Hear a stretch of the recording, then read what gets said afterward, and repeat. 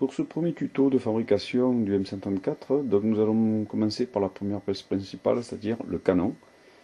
Donc le canon, toute la partie canon, qui se compose en fait en deux canons, deux parties différentes, donc la partie avant et la partie arrière, que je traiterai en deux fois. Donc pour les supports de canon, je vais utiliser donc du parquet, une lame de parquet. Donc l'avantage du parquet, c'est que c'est quand même assez costaud et c'est très facile à travailler. Donc pour débiter mes rondelles qui vous feront 94 de diamètre, je vais utiliser donc une défonceuse que je vais légèrement modifier. Je vais repercer le talon de ma défonceuse pour avoir les bons diamètres. Percer la base de ma défonceuse pour faire un petit trou à 2,5 vers les 48 pour qu'une fois un axe en place, ça me fasse à peu près mon diamètre final. Donc ça, ce trou va me servir d'axe. Ensuite, j'ai fixé mes deux lames de parquet. J'en ai mis une qui va servir de matière et l'autre juste pour débouchant au niveau de la défonceuse. Donc petite mèche de 2,5, la même que j'ai utilisée pour percer dans le sabot. Ben, je vais faire.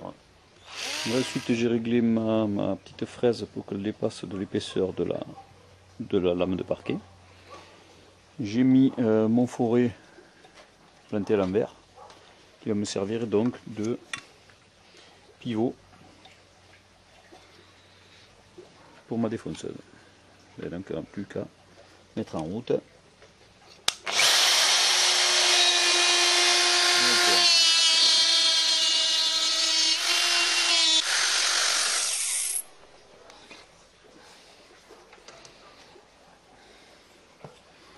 Voilà.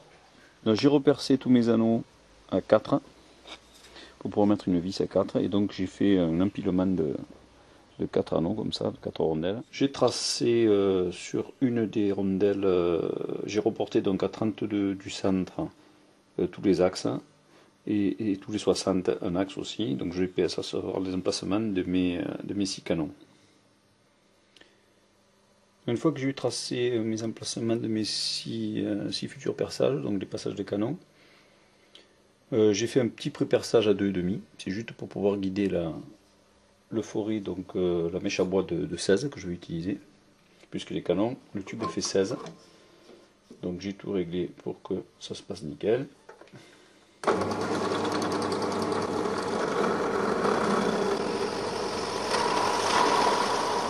Donc avant de poursuivre les autres perçages, j'ai pris un petit morceau de mon tube qui me servir de canon, que j'ai introduit dans le premier perçage que j'ai fait, afin d'empêcher que les rondelles tournent les unes par rapport aux autres lors des autres perçages.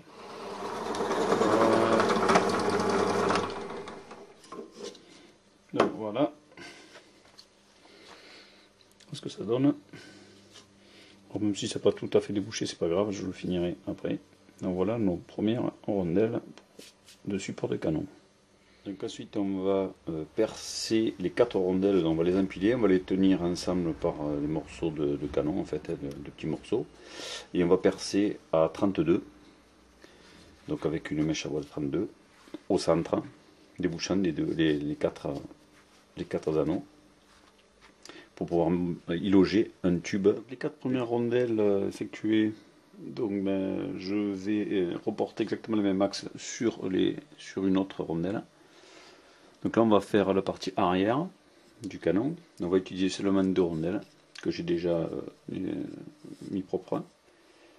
Je les ai accouplées ensemble, on va pouvoir percer. Donc là on va percer avec une mèche de 25, mèche à bois de 25 sur chaque emplacement.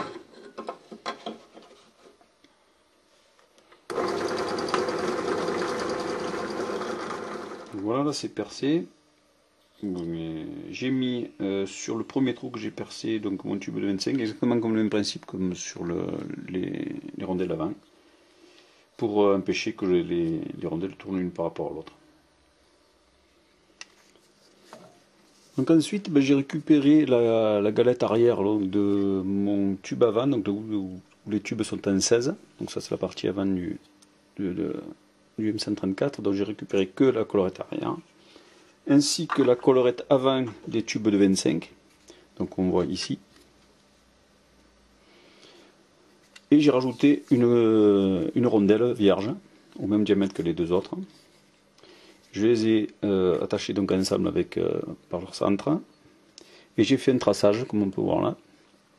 Donc je vais faire un perçage à 4 des 3 rondelles ensemble, pour en fait faire après une fixation de la partie avant, canon avant, sur la partie canon arrière. Donc pour la partie avant du canon, donc ce que j'appelle la partie avant, moi, dans cette partie-là, donc j'ai donc récupéré mes 4 rondelles que j'avais fait, avec le perçage à 16 et le perçage à 32 au milieu. Donc un tube de 32 qui fait 25 de long. Et j'ai utilisé, donc vraiment ça c'est ce que j'avais au boulot, donc j'ai trouvé ça au boulot, c'est des tubes de 16 en alu mais très fins. Par contre je trouve exactement le même tube mais un peu plus épais à Casto, moi j'ai trouvé, donc on peut le trouver aussi. Donc un tube de 16, chaque longueur fait 25 cm, donc 6 fois la même longueur. Et on enfile dans les rondelles en essayant d'aligner le maximum tout l'ensemble. Normalement ça doit être aligné. Donc les rondelles là, j'en ai fait partir la première, est à peu près à l'axe de 1,5 cm par rapport au bout des canons.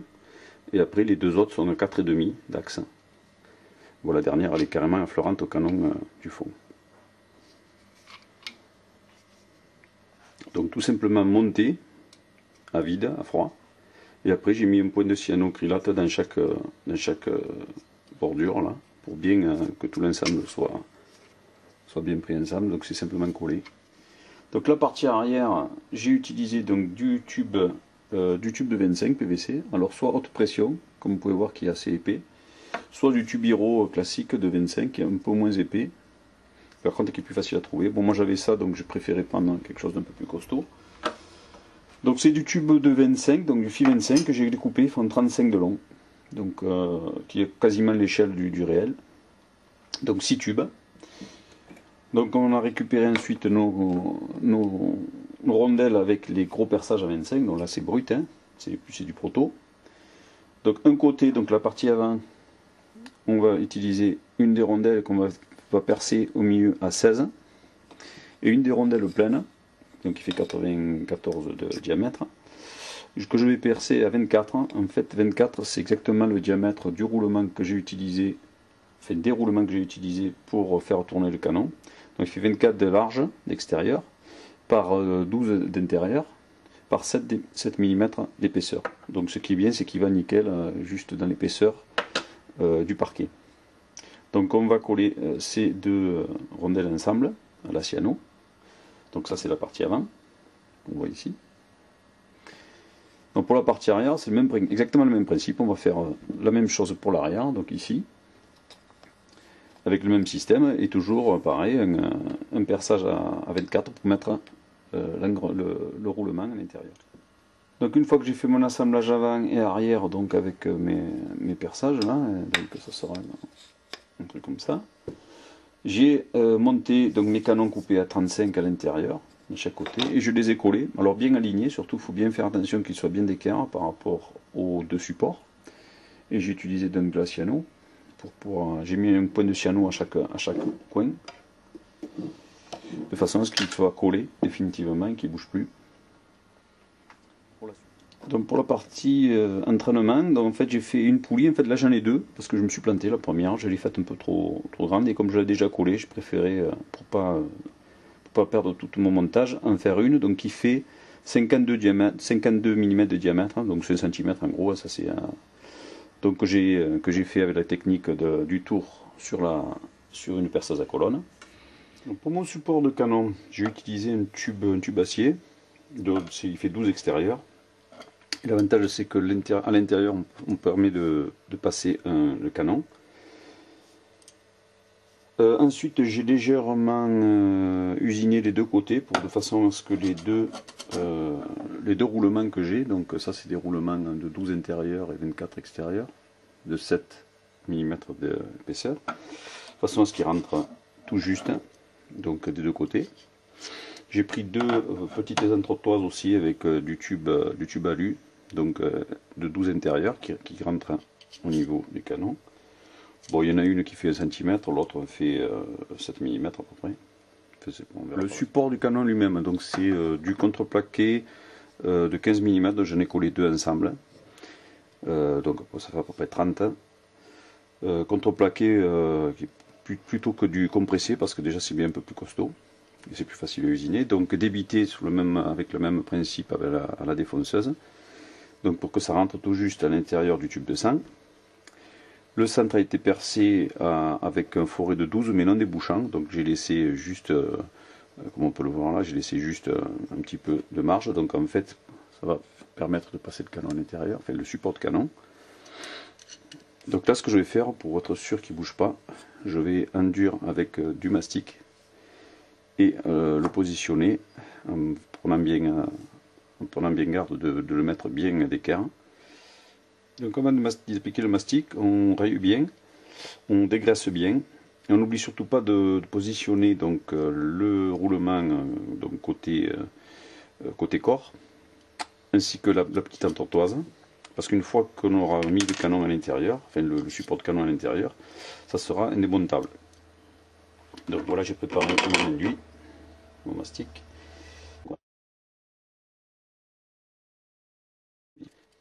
Un bon enduit, et maintenant donc on le positionne à l'intérieur du trou en tournant légèrement jusqu'à la butée. Alors on fait attention de ne pas, voilà, là on est en butée. Donc ce qu'on peut faire, on enlève le trop plein avec une spatule. Le perçage a été fait sur une perceuse à colonne, donc il est pas mal. Donc on est ok, on va laisser le mastic sécher. Donc une fois le mastic bien pris, j'ai juste donné un petit coup de lime pour faire en propre. Donc je descends mon ensemble en butée. Voilà ce que ça donne. Donc là je vais pouvoir positionner le canon, enfin la partie basse du canon, donc c'est un canon rotatif.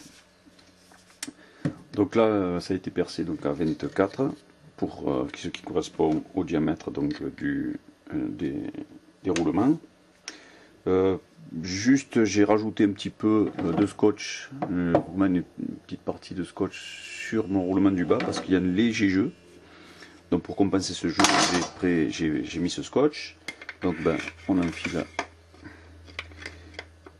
le canon dedans, on positionne donc ici, donc comme on peut voir, rentre dedans, et on pousse jusqu'en butée.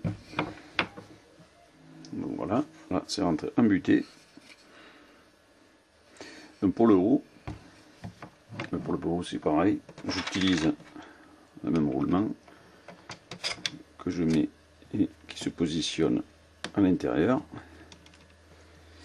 Là j'utilise ma petite entretoise qui rentre juste dedans. En fait c'est pour être en appui sur l'intérieur du roulement. Pour faire tenir l'ensemble, soit on usine une bague, soit on fait avec les moyens du bord. Moi j'ai utilisé un écrou donc, qui rentre sur le tube de 12 que j'ai percé et taraudé à 4. Bon, j'ai fait deux de chaque côté, mais comme ça je suis sûr que ça tiendra bien. Donc on le positionne et on n'a plus qu'à visser les 2 petites vis sur les côtés. Une et 2. Voilà. Pour finir les canons, on a assemblé, donc une fois que la partie avant du canon, donc la partie arrière a été terminée, on les a assemblés avec les 3 trous qu'on avait percés par une vis plus écrou. Et puis bien sûr mise en peinture.